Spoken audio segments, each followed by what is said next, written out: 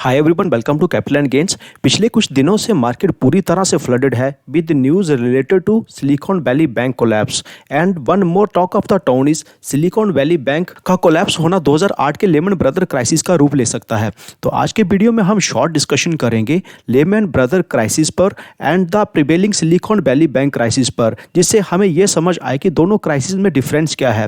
Next हम discussion करेंगे कि इंडियन बैंक्स का क्या पोजीशन है, इंडियन स्टॉक मार्केट के ऊपर इसका कैसा इंपैक्ट रहेगा एंड इस पर हमारा क्या व्यू पॉइंट है with supporting facts. And in the last हम इस बात पर भी डिस्कशन करेंगे कि किन स्टॉक्स को हमें अपने रडार पर रखना है। लेमन क्राइसिस की बात करें तो मार्केट क्रैश 2008 में हुआ था, लेकिन क्राइसिस की शुरुआत समवेयर अराउंड 1997 में ही हो गई थी, जब वर्ल्ड वाइड आईटी सेक्टर में बबल बन रहा था and world wide investors IT companies में इन्वेस्ट किए जा रहे थे, जिसे .com बबल भी बोला जाता है। 2002 में जब .com बबल बस्ट हुआ तो उन सारे इन्वेस्टर्स को हैवी लॉस हुआ एंड आप सब जानते ही हैं कि बड़े लॉस के बाद हर कोई फ्रूगल हो जाता है, तो यही यूएसए में ही हुआ। स्पेंडिंग कम होने से इकोनॉमी पर बुरा असर होने लगा, क्योंकि आप सब जानते ही हैं कि अगर कंजम्पशन कम होती है तो कंपनीज की रेवेन्यू एंड नेट प्रॉफिट्स पर इंपैक्ट आता है, जिससे फर्दर कॉर्पोरेट टैक्स कलेक्शन में भी कमी हो जाती है, which results in economic slowdown. उस समय की जॉर्ज डब्ल्यू बुश गवर्नमेंट, जिसका टेन्योर 2001 से 2009 के बीच रहा, उसने डिमांड में ग्रोथ लाने के लिए इंटरेस्ट रेट्स को काफ़ी कम करना स्टार्ट कर दिया एंड जो इंटरेस्ट रेट समवेयर अराउंड 6% के थे वो नेक्स्ट 1.5 ईयर में 1% के अराउंड हो गया। तो यहाँ पर आम पब्लिक अपनी रूटीन रिक्वायरमेंट को फुलफिल करने के लिए लोन लेने लगी। इसी दौरान सरकार ने लोगों को नए घर का सपना भी दिखाया through affordable housing finance and जो हाउसेस के प्राइसेस थे वो भी स्काई रॉकेट हो गए 2004 के around. USA being a developed economy, US में जैसा भी होता है सेम ट्रेंड ग्लोबल मार्केट में दिखने लगता है एंड इसी के साथ आती है बहुत बड़ी मार्केट में रैली, क्योंकि स्पेंडिंग बहुत ज़्यादा हो रही थी, जिससे फर्दर कंपनीज के प्रॉफिट भी बूम कर रहे थे। इसी दौरान लोग लैंड एंड हाउस परचेज के लिए भी अच्छी स्पेंडिंग कर रहे थे, लेकिन इसी दौरान बैंक्स ने उन लोगों को भी लोन देना स्टार्ट कर दिया जो एक्चुअल में लोन को रीपे कर ही नहीं सकते थे या जिनके पास कोई सोर्स ऑफ इनकम था ही नहीं, बिकॉज बैंक सोच रहे थे कि मॉर्गेज के रूप में इनका घर तो है ही, इसे सेल करके अपना लोन रिकवर कर लेंगे। 2006 में बैंक्स को पता चलता है कि उन्होंने अपने टोटल लोन्स का अप्रॉक्सीमेट हाफ लोन ऐसे लोगों को दे दिया है जो एक्चुअल में लोन को रिपे कर ही नहीं सकते। अब फ्लेक्सिबल इंटरेस्ट रेट के चलते जब इंटरेस्ट रेट्स भी बढ़ने लगे तो लोगों ने डिफ़ॉल्ट करना स्टार्ट कर दिया कि हम लोन रिपे नहीं करेंगे, आप रख लो हमारी प्रॉपर्टी। ये ट्रेंड जब बढ़ा तो मार्केट में डिमांड से ज़्यादा सप्लाई हो चुकी थी। अब उन घरों की कीमत, उस लैंड की कीमत 50% से भी ज़्यादा कम हो चुकी थी एंड इंटरेस्ट रेट्स भी 1.5% से बढ़कर 5% के अराउंड हो गए थे। इसलिए लोगों द्वारा खरीदे हुए घर एंड लैंड अब उनके रॉन्ग इन्वेस्टमेंट डिसीजन बन चुके थे, इसलिए अब वो लोन चुका ही नहीं रहे थे। बैंक्स ने डिफरेंट लोन का पैकेज बनाकर फर्दर इन्वेस्टमेंट बैंक्स को अपने लोन बेचना स्टार्ट कर दिया, क्योंकि उनकी क्रेडिट रैंकिंग थी AAA, which is highly safe. ये असलियत है इन रेटिंग एजेंसीज की। इन्वेस्टमेंट बैंक्स ने इन्हें फर्दर ट्रांसफ़र किया बड़े इन्वेस्टर्स को जो उन इन्वेस्टमेंट बैंक्स के क्लाइंट्स थे। के पास भी वो पैकेज जा रहा था, उसी को असलियत समझ आने लगी कि सिचुएशन काफ़ी ख़राब हो चुकी है। अब बड़े institutions, banks, high net worth individuals समझ चुके थे कि बैंकिंग एंड रियल एस्टेट का दिवाला निकल चुका है, लेकिन वही दूसरी ओर लेमन ब्रदर्स बैंक, जिन्हें 3 भाइयों ने खड़ा किया था, जो 150 ईयर्स पुराना था, उनकी मैनेजमेंट का मानना था कि उनके बैंक्स तो 150 ईयर्स पुराना है, इतने सारे क्राइसिस झेल चुका है, इसलिए इमर्जिंग सिचुएशन से इन्हें कोई इम्पैक्ट नहीं होगा, बिकॉज उनका मानना था कि उनकी फंक्शनिंग सबसे सॉलिड है बैंकिंग सिस्टम में। लेकिन असल में लेमन ब्रदर्स भी खाली हो चुका था एंड वर्ल्ड की स्टॉक मार्केट में भयंकर गिरावट हो रही थी। अमेरिकन गवर्नमेंट ने उसी दौरान अपनी कुछ एजेंसीज को बचाने के लिए फंड एलोकेशन किया एंड वो एजेंसीज थी फैनी में एंड फ्रेडी में, जिनका बाद में प्राइवेटाइजेशन भी हो गया था, लेकिन लेमन ब्रदर्स को नहीं बचाया गया। शायद यूएस गवर्नमेंट भी समझ गई थी कि इसे बचाया नहीं जा सकता and finally Lehman Brothers bank, जो 150 ईयर्स पुराना था, 15 सितंबर 2008 को बैंकरप्ट डिक्लेयर हो गया। बैंकरप्ट तो और भी बैंक हुए, लेकिन लेमन ब्रदर्स बैंक का नाम क्राइसिस से इसलिए जुड़ा बिकॉज उससे पहले जो भी बैंकरप्सीज यूएसए में हुई थी उनका साइज बहुत कम था एंड लेमन ब्रदर्स बैंक जब बैंकरप्ट हुआ उसके एसेट्स थे उस टाइम 69,000 करोड़ डॉलर्स के। लेमन ब्रदर क्राइसिस जो था उसने पूरी अमेरिकन बैंकिंग सिस्टम को शेक कर दिया एंड उसके effects further world wide transfer हुए। जो वर्ल्ड वाइड आर्थिक मंदी ले आए। This was the sad demise of Lehman Brothers bank, जो कि अमेरिका के टॉप 4 बैंक्स में था। फ्रेंड्स, इन्फॉर्मेशन अगर अच्छी लग रही है तो वीडियो को प्लीज़ लाइक कर दीजिए एंड चैनल को भी सब्सक्राइब कर लीजिए। लेकिन वही अगर सिलिकॉन बैंक की बात करें तो ये अमेरिका का 16th यानी कि 16वें नंबर का बैंक है। बैंक्स के पास जो पैसा है वो मोस्टली स्टार्टअप्स का है। इसके फेल होने के रीजंस जो हैं वो हैं हायर एक्सपोजर टू बॉन्ड्स, या हम लैक ऑफ डाइवर्सिफिकेशन भी बोल सकते हैं।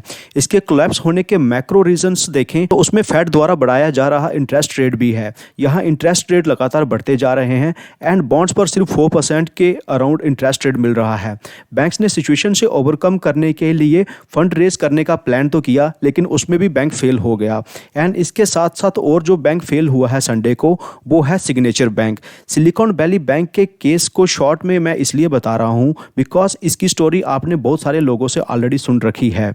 सिलिकॉन वैली बैंक क्राइसिस की जो इंटेंसिटी है वो लेमन ब्रदर्स बैंक के कंपैरिजन में बहुत कम है, बिकॉज लेमन क्राइसिस में यूएसए के ज़्यादातर बैंक्स प्लस रियल एस्टेट भी इंक्लूडेड थे एंड कुछ यूएस सिटीजन्स का भी उसमें रोल रहा है। नेक्स्ट क्वेश्चन ये आता है कि इसका इंडियन बैंकिंग सेक्टर पर कैसा इम्पैक्ट हो सकता है। तो इसके ऊपर भी कुछ फाइनेंशियल इंस्टीट्यूशंस की कमेंट्री आई है। ग्लोबल ब्रोकरेज हाउस मैक्वेरी का कहना है कि इंडियन बैंकिंग इंडस्ट्री पर सिलिकॉन वैली बैंक जैसा कोई खतरा नहीं है, because Indian banks domestic depositors के सहारे चल रहे हैं एंड यही इंडियन बैंकिंग इंडस्ट्री को वर्ल्ड के दूसरे बैंक्स के कंपैरिजन में बेटर बनाती है। इसके साथ मैक्वेरी का ये भी कहना है कि इंडियन बैंक्स का सिलिकॉन वैली बैंक में कोई खास एक्सपोजर है ही नहीं। एंड इसके साथ जेफरीज फाइनेंशियल ग्रुप ने भी मैक्वेरी के जैसे ही स्टेटमेंट दी है। यहाँ उन्होंने कहा है कि सिलिकॉन वैली बैंक का खतरा इंडियन बैंक्स पर कम है, बिकॉज सिलिकॉन वैली बैंक की जो इंडियन सब्सिडरी थी उसे 2015 में ही बेच दिया गया था एंड नई कंपनी की पोजीशन अच्छी है। इंडियन सब्सिडरी को यूनाइटेड ओवरसीज बैंक को बेच दिया गया था एंड उसका नाम है इनोवेन capital India. Prakash Sharma Jefferies के एनालिस्ट का कहना है कि इंडियन बैंक्स काफ़ी मजबूत दिखाई दे रहे हैं, बिकॉज इनके 60% से ज़्यादा डिपॉजिट्स डोमेस्टिक हाउस होल्ड की सेविंग्स के हैं। तो ये थी कुछ ग्लोबल फाइनेंशियल हाउसेस की कमेंट्री इंडियन बैंक्स पर। मैं इस इवेंट को कैसे देख रहा हूँ एंड क्या silicon Valley bank crisis lemon crisis की तरह मार्केट क्रैश कर सकता है, तो मेरा ओपिनियन है नहीं। जैसे कि मैंने अपने लास्ट पोस्ट में लिखा था कि क्रैश होता क्यों है, उसके कुछ प्री रिक्विजिट्स होते हैं। फर्स्ट ये कि stock market last 1 to 3 years तक हाई अपरन में होना चाहिए, मींस इन्वेस्टर्स अच्छे खासे प्रॉफिट में होने चाहिए। बड़े प्रॉफिट में होंगे तभी तो नेगेटिव इवेंट के स्टार्ट होते ही वो प्रॉफिट बुकिंग करने लगेंगे एंड उसके बाद बचे खुचे इन्वेस्टर्स भी पैनिक सेलिंग करने लगते हैं। मार्केट को ऑल टाइम हाई देकर एंड नेगेटिव इवेंट के इम्पैक्ट को देखकर कुछ लोग पैसा बनाने के लिए शॉर्ट सेलिंग भी करते हैं। अगर ऑलरेडी मार्केट पिछले 1-2 साल से साइडवेज हो या कंसोलिडेशन में हो तो वहां से शॉर्ट सेलिंग बहुत कम की जाती है। ग्राफ पर आप क्रैश से पहले की अपरन को देख सकते हैं। दूसरा क्राइटेरिया आप देखोगे तो आपको पता चलेगा जब भी मार्केट क्रैश हुआ है तो निफ्टी का पीई 25 से ऊपर था एंड प्रेजेंट पीई है 20 का। इस तरह का लो पीई बायर्स को अट्रैक्ट करता है, सेलर्स को नहीं। इसका मतलब ये नहीं कि मार्केट में फॉल होगा ही नहीं, बिल्कुल होगा, लेकिन क्रैश नहीं होगा। तो ऐसे में रिटेल इन्वेस्टर्स को क्या करना चाहिए? First of all fear mongers को सुनना जरूर है, लेकिन ज़्यादा सीरियस नहीं लेना है। आई रिमेंबर कि कुछ लोगों ने रिटेल इन्वेस्टर्स को कोविड क्रैश में भी कुछ खरीदने नहीं दिया था। उनका कहना था कि निफ्टी 5000 या 3000 तक आएगी। न्यू इन्वेस्टर्स जो स्टॉक मार्केट में एंट्री करना चाहते हैं या अभी एंट्री की है, यही टाइम होता है जब स्टैगर्ड मैनर में एक्यूमुलेशन स्टार्ट किया जा सकता है। अगर इन्वेस्टमेंट की बात करें तो ऐसे टाइम में हमें कुछ ऐसी कंपनीज को अपने रडार पर रखना है जो जब मार्केट रिकवर होगी सबसे पहले ऊपर आएंगे, लाइक स्प्रिंग एक्शन, एंड वो होते हैं लार्ज कैप कंपनीज। उसके बाद मिड कैप कंपनीज रिकवर करती है and in the last small cap. इस कड़ी में जो फर्स्ट स्टॉक है वो है बजाज फाइनेंस। स्टॉक प्रेजेंटली 5850 के प्राइस पर ट्रेड कर रहा है। ये एक ऐसा स्टॉक है जो करेक्शन में गिरता भी सबसे पहले है एंड जैसे ही सेंटीमेंट पॉजिटिव होने लगते हैं तो सबसे पहले ऊपर आता है। 5450 के लेवल्स पर इस स्टॉक में एक्यूमुलेशन स्टार्ट किया जा सकता है। नेक्स्ट कंपनी जिसे अपने रडार पर रखा जा सकता है वो है पीआई इंडस्ट्रीज। स्टॉक का प्रेजेंट प्राइस है 3010। Pi industry one of the consistent compounder है। 2930 के लेवल पर एक्यूमुलेशन स्टार्ट किया जा सकता है एंड 2400 के लेवल पर अगर मिलता है तो इसे एक्सीलेंट बाइंग लेवल माना जाएगा। थर्ड कंपनी एशियन पेंट्स है, प्रेजेंट प्राइस है 2790। अगर बाइंग लेवल की बात करें तो 2550 के लेवल्स पर कुछ क्वांटिटी ऐड की जा सकती हैं। फोर्थ कंपनी आईसीआईसीआई बैंक है, प्रेजेंट प्राइस है 828 का, 670 के प्राइस पर एक्यूमुलेशन स्टार्ट किया जा सकता है। फिफ्थ कंपनी है पीडीलाइट, प्रेजेंट प्राइस है 2290, एक्यूमुलेशन 2020 के प्राइस पर किया जा सकता है। इसके बाद आप हिंदुस्तान यूनिलीवर एंड टाइटन जैसी कंपनीज भी अपने रडार पर रख सकते हैं। फ्रेंड्स, कम समय में मैंने आपको सिचुएशन का ओवरव्यू देने की कोशिश की है। आई होप कि आपको इस इन्फॉर्मेशन से हेल्प मिलेगी। वीडियो को आपने अगर यहाँ तक देख लिया है, आई होप आपने वीडियो को लाइक कर दिया होगा एंड चैनल को भी सब्सक्राइब कर दिया होगा। तो मिलते हैं आपसे अगले वीडियो में। Take care.